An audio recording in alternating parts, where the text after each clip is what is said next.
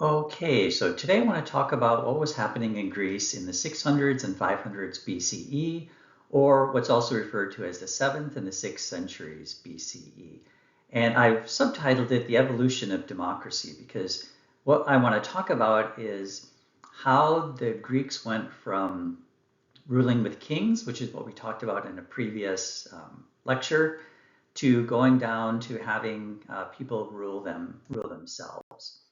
And just a reminder of what we've already talked about. So I have covered the Mycenaean Greeks and that great civilization they had. We also looked at the Dark Age when things fell apart for various reasons, people forgot how to write and so on. And then we also talked about the Archaic Age, which is when Greece started pulling itself back together. Now, in terms of the evolution of democracy, I want to start off with a time point of 636 BC. I think it was we think it was around 636, with a man named Cylon, or Cylon, however you want to pronounce his name. He decided to seize the Acropolis. Now, the Acropolis in Athens is a high point. It's a high hill that's been flattened out over time. And this, I should have written this down for you. Acropolis is really two words. Polis is a city, which we've talked about, and acro. So if you think about acrobat, they perform high up. So the Acropolis is the highest point in the city. And what Cylon ended up doing is going to the city-state of Delphi. And that's where there was a famous oracle. And he wanted to know what would happen if he seized the Acropolis and tried to take power from the archons or from the rulers in Athens.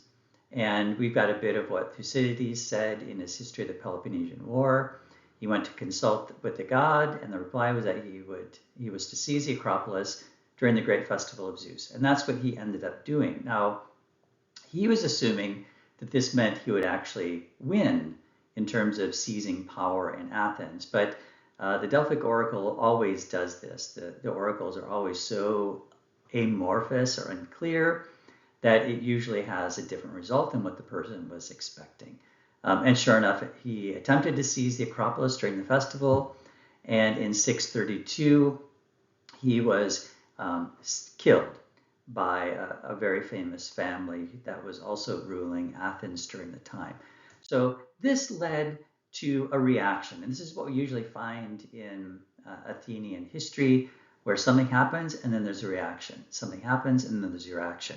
Now, again, I'm pulling you down to where democracy gets a start. And soon after the killing of Cylon, we have a man named Draco.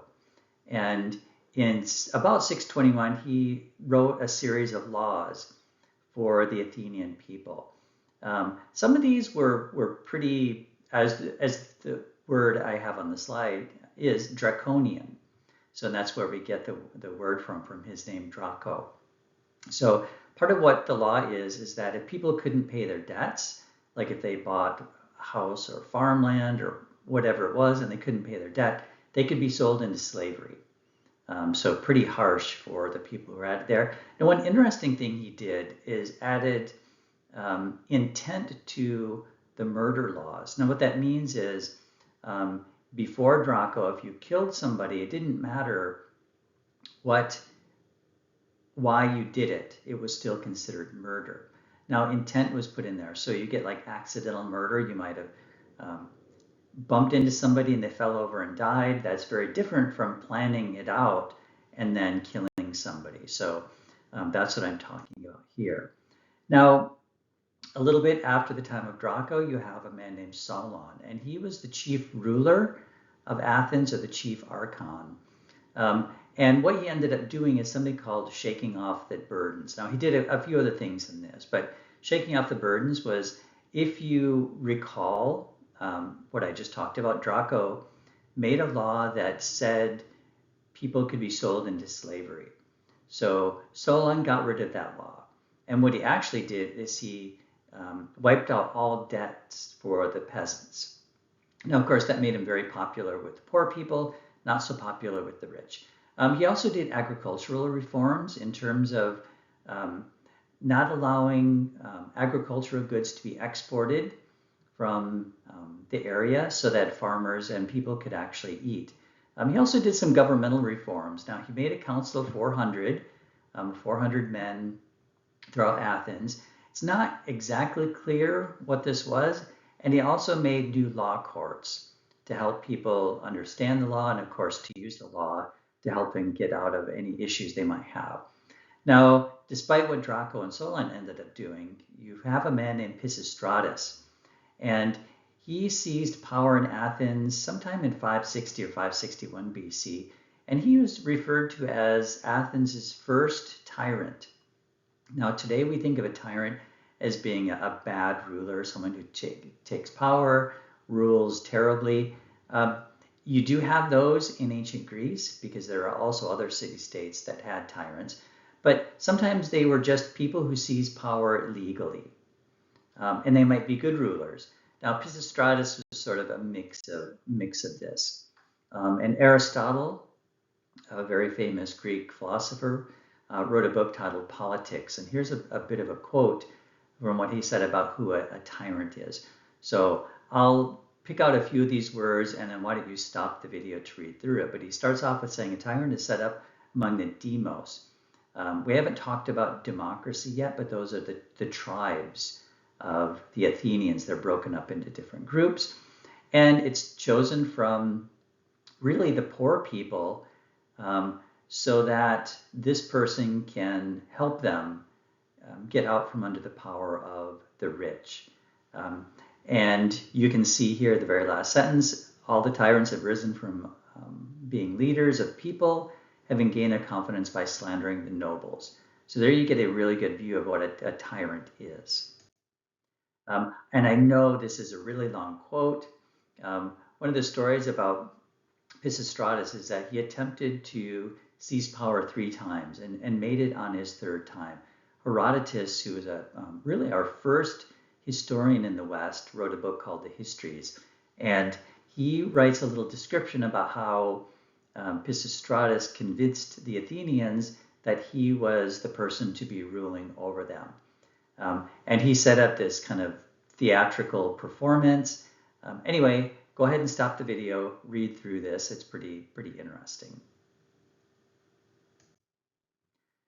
Okay, so I said that sometimes tyrants were actually good rulers, even though they seized power illegally. And Pisistratus was one of those. So he ended up helping farmers. Again, he wanted to stop exports of things like olive oil and wine to keep all of that within the Athenian territory and help farmers.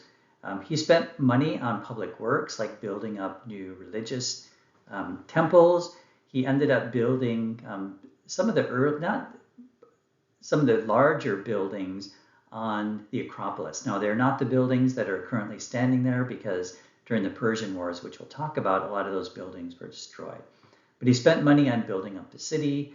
And then he also had, which is something that was done earlier into Solon, he really built up the legal system and developed this idea of traveling judges so that judges would travel all over and then the poor people could get access to some type of help for the law. Another thing he ended up doing is he either created new festivals or he remade them. Now, what's really interesting about a festival, and I'll have a separate lecture just on that, is that these are times, they're like vacation times for us, where people would get together and have a good time. He created or refashioned one called the Greater Pan-Athenia. And the Athenia is obviously a festival for the Greek goddess Athena, and Pan means all. So what this was, it was a festival that all Greeks, all throughout Greece, could come to Athens and celebrate. And so this really tied a lot of the Greek people together, even though they were living in different city-states under different rulers or different government systems sometimes, they still saw themselves as being Greek. We have a festival called the City Dionysia, which was created to celebrate the god Dionysus, the wine god, and then Thargelia, which I will talk about, which is a really interesting festival in the next lecture. So Pisistratus, the tyrant, died probably 538 or 537, and he had 2 sons. Now, normally in a tyrantcy, you will have the sons taking over. So we're not talking about democracy just yet. One son, Hipparchus, was assassinated in 514. The surviving brother became extremely paranoid. This is Hippias. And lots of people did not like him. So he was thrown out of the city, sent into exile in 510. And interestingly enough, he went to Persia. Now, I think it's next week I will be talking about the Persian Wars, and we'll see Hippias goes to Persia, probably talks to the Persians about what the city of Athens looks like and how it can be taken over, and he fully expected to be put into power with the Persian takeover. I won't give you any hints about what happened, but he tries to make a comeback, and I'll talk about that later. Another interesting thing that was set up during this time were these mile markers, and they're called herms. Clearly a male figure. Sometimes they would have little messages on them that are sort of like helpful messages, like, sit in the shade when you're hot, or those type of things. I was living in Sydney, Australia quite a while ago, and I was creating a lecture just on the herms, and I got onto a city bus, and here is a note like, take good care of your neighbors during the hot weather, your elderly neighbors during the hot weather. And it was essentially what a herm was doing. It was also acted as a mile marker. So it'd say you're 5 miles from downtown Athens or whatever it was. These were symbols of good luck for the city.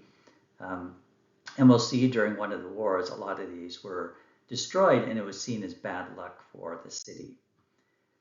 Okay, so after you have the control of Athens under the tyrantcy, again, you get a reaction to this type of government, and you really see the beginnings of democracy. And this is a lot of what happened is sort of accredited to a man named Cleisthenes. And what I have here is a list of things he ended up developing. So he divided up the Athenians into 10 tribes, and our textbook does a really good job about describing this. These are the demes. This is where the word democracy comes from, the rule of the tribes. And the reason he did this is normally the government was ruled by the wealthy people. But he was thinking that if he divided up the people into 10 groups, then they wouldn't be controlled by the wealthy. They'd be controlled by whoever was in that particular group. And then what he did was he made a council of 500, and he asked for each of these tribes to send in 50 members. And a lot of times the members were done through a lottery system. And he created legislative bodies that were made up of elected men. So now being on one of the government bodies was not based on how much money you made, but really a popularity contest because you were elected. And then what's really interesting, and again, if you're thinking about modern democracy, here's a point that sort of carries through. He organized the court system so that we had juries. Now, these were made up of men, so not women, unfortunately, but it was made up of men, and it was really a jury of your peers. So this is very different because before, poor people had to depend on the wealthy to side with them. And now with the jury of your peers, you didn't have to worry about that. Another thing he decided to do was that every 10 years, the Athenian people could decide to exile somebody if they were a threat to democracy or whatever it was. And this is called ostracism, where they were exiled for 10 years. Now, our book also talks about this. So this didn't affect the family member at all. So the person would have to leave Athens for 10 years. And it's called ostracism because, and I'll show you here, in fact, I'll show you this right here. These are ostraca. These pieces of pottery are called ostraca. And what the men ended up doing, if they decided to have ostracism in that year, they would write the name down of the person that they wanted to be ostracized. And the person who got the most votes was thrown out. Now, I'm hoping you can see this. So this is the name Themistocles, and you can see it on this ostraca as well, and as well on this one as well. I'll talk about Themistocles in a lecture later on. And then other things he ended up doing to really firm up his idea of this new type of government. So normally wealthy people, wealthy families would be priests and priestesses, and that was no longer the case. They were elected. Judges as well were wealthy. then he decided that they should be elected as well. So really anybody could become a judge. One interesting thing is that wealthy people in general donated money to build up the city. This is the way that they built up their own honor. During this early period of the formation of democracy, the rich were forced to pay for these massive religious festivals. And what's really interesting too is that if you've read the Iliad and the Odyssey, you know that a lot of those very, very famous characters in there could trace their lineage back to the gods and goddesses. However, during this time of democracy, a lot of that changed, and now everyone was born from the mother goddess, which is really interesting. Okay, so I'm going to stop here. In the next lecture, I do want to talk a little bit about these festivals.